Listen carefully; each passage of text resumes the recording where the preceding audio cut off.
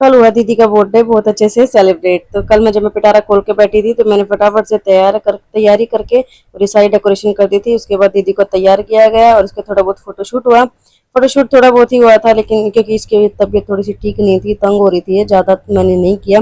उसके बाद हुई तैयारी इसके बर्थडे केक काटने की। और इसको देख के तो बहुत डर गई थी और इसको बार बार बोल रही थी कि इसको हटा दो। मैं कहा थोड़ी देर चलने दे, लेकिन इसको डर लग रहा था तो मैंने इसको हटा ही दिया। मैं कहा क्यों तंग किया, बच्चे को बीमार है वैसे ही। उसके बाद पहले तो केक काटा माँ जी और दद्दू के साथ बैठ के। और आप तो खुद ही बोल रही है, देखो इसका मुंह भी दिख रहा होगा, हैप्पी बर्थडे खुद ही बोल रही है, दूसरे को तो बोलने का मौका भी नहीं देती। उसके बाद थोड़ा बहुत ये केक खिलाने का जो सा शगुन होता है ये तो कंपलसरी होता है, तो ये सब ने किया। उसके बाद इसको मिला तो अपना ये गिफ्ट, इसके गोल्ड के थोड़ी सी ये छोटी छोटी सी इयररिंग्स बनवाए थे मम्मी ने, बोली जब कान छिदवाएंगे छिद जाएंगे, लेकिन पहले बनवा तो देते हैं। उसके बाद इसके हाथ में आ गया चक्कू और इसको इस तरह से काट रहे जैसे इसकी हत्या कर रही हो।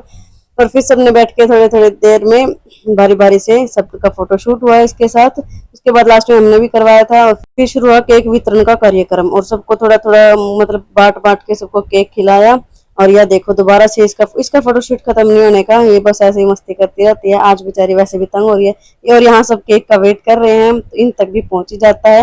और सबको केक खिला के और सबकी सेवा पानी करके सबके जाने के बाद मैंने सब्जी छोकी और फिर रोटी वगैरह सारा काम करके किचन का खा पी के और अंदर आके देखा तो ये दोनों तो सोए पड़े थे। उसके बाद मैंने थोड़ा सा केक खा लिया, क्योंकि आखिरकार बर्थडे पुनर्जन्म तो मेरा भी हुआ ही था।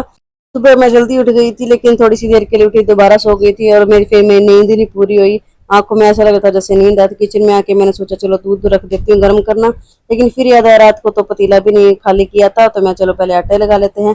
आटा के लिए पानी गर्म किया और उसके बाद आटा छान के फटाफट से लगा दिया आटा, इसको ढक के रख दिया साइड में। उसके बाद मैं चली गई थी वंशियों का देखने के लिए क्या हाल है। इसके रात को बहुत तेज बुखार हो रहा था, बिल्कुल इतनी गर्म हो रही थी, हाथ लगाते ही हाथ भी इस तरह से हो रहा था जैसे पता नहीं कितनी गर्म हो रही है बेचारी। और उसको देखा तो इतनी मेरे हाथ लगाने से थोड़ी सी उठ भी गई थी। और उठने का स्टाइल तो ऐसा हो रहा है जैसे बहुत गहरी नींद में सोई थी, लेकिन सारी रात सो नहीं पाई ढंग से। उसके बाद इसको वहीं छोड़ के इसके पापा के पास मैं आ गई थी किचन में, मैंने रख दिया था दूध और फिर खाना वाना बना के खा के छोटा मोटा डेली रूटीन वाला थोड़ा सा काम करके मैं सो गई थी। और उठने के बाद फिर मैंने कुछ नहीं किया, सिर्फ प्रेस ही की।